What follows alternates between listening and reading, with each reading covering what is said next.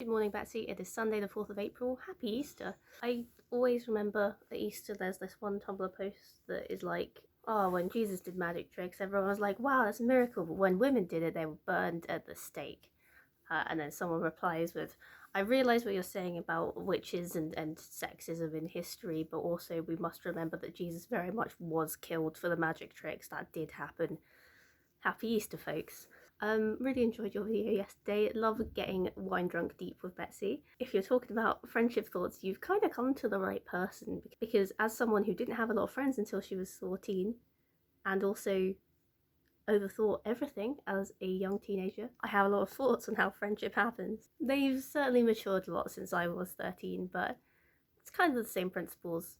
A lot of my experience came pretty much from reading things, and that was my idea of friendship and how that worked. So I figured that I'd go to high school, maybe a bit tricky at first, but in a couple of weeks I'd eventually make some friends by helping them knock out a troll in the bathroom, and then we'd be inseparable for the rest of our school careers. Spoiler alert, this did not happen. In fact, the first 3 years of high school were very, very bad for me, and then I moved schools and suddenly things looked up a little bit.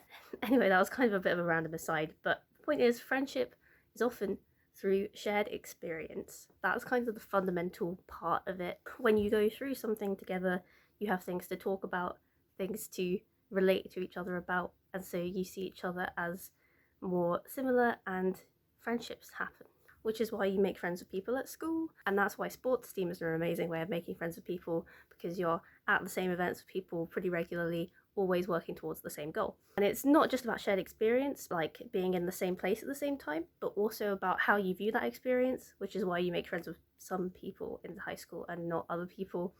If you're like, wow, this is a rough time, I disagree with what this teacher is saying, and someone else is like, oh, I really like this, I'm having a good time in high school, you're probably not going to gel super well. I use high school as that's kind of like the archetypal time for figuring out what friendships are.